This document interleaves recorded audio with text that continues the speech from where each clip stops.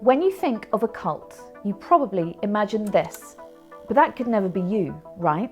People think that a cult is a group with strange beliefs where everybody all dresses the same and they all live in a commune together. But in fact, cult-like groups take many forms. Whoever you are, there's probably one attractive to someone like you. When I use the term cult, I'm using it to describe a psychological system of control, and it can manifest itself anywhere. I know what I went through and it was pretty horrific.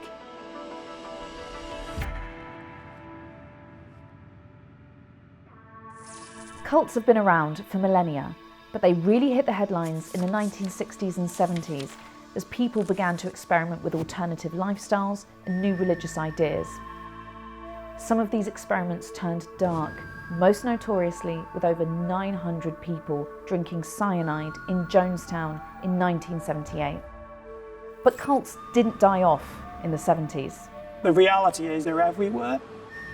There are hundreds and hundreds of cults in the UK. A common misconception is that a cult needs to be religious or spiritual in nature, but in reality, they can pop up anywhere. Nobody joins a cult. They join a group that they think is going to help them understand themselves better, or a group that they think is going to help them make a difference in the world. Usually the initial experiences are quite positive, and that's part of the reason why people don't really see what they're getting involved in.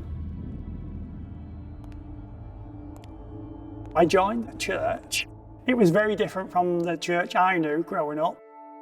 They told me how amazing it was, how treasured it was, and because of that I ignored the warning signs that something was wrong. Over time I got more and more involved and they slowly stepped up the control. I got to the place where I just did not know if what I was seeing and what I was hearing was even real or not anymore. It's taken a lot of work to pin my mind back onto reality again. So what is a cult?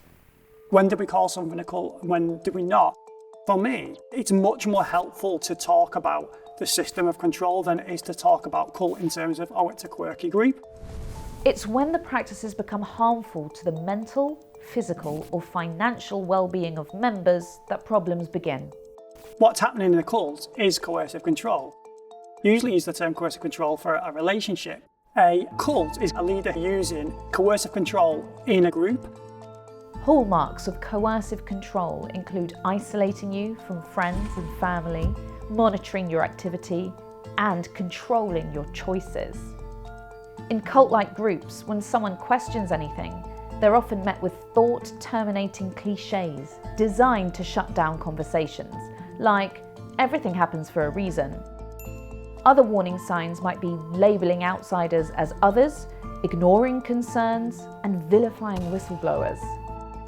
There's lots of conditioning in order to make the person controllable.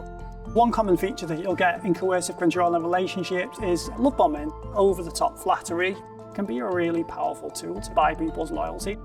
Another tactic is gaslighting, a technique used to get people to question their own reality.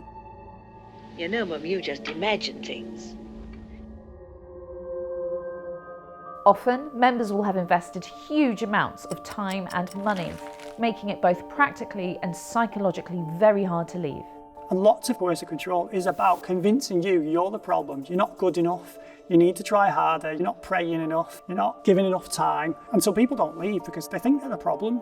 The shame of admitting that you were taken in is also tough to face, but it shouldn't be. The idea that you have to be gullible or weak to join one of these groups is a myth. If you go through a bereavement, if you change jobs, if you move town, the foundations of your life get shaken a bit. That transition period is a moment of vulnerability. So the cults are trying to exploit you while you're in that transition period and say, we've got all the answers, we can help you reach your potential. That means we can all be vulnerable. There probably is a cult for everyone because what we're talking about here, it's a psychological system of control. It can be anything.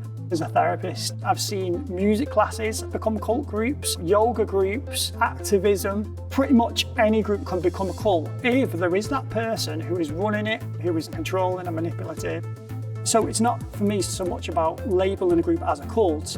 It's more about, is the system there? If you're worried that someone you know is involved with a group that is manipulating them, it's important to avoid shaming them by labelling them as brainwashed.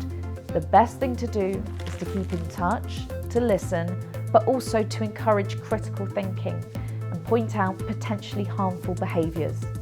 Are they feeling pressured to make major life changes? Are they being encouraged to cut off from friends, family, their hobbies or their job? We should be taught about coercive control. The best way to really protect yourself is to learn the psychology. Thanks for watching. If you enjoyed that, be sure to check out these videos next. And if you haven't already, hit the subscribe button and click the bell to get a notification each time we upload a new video.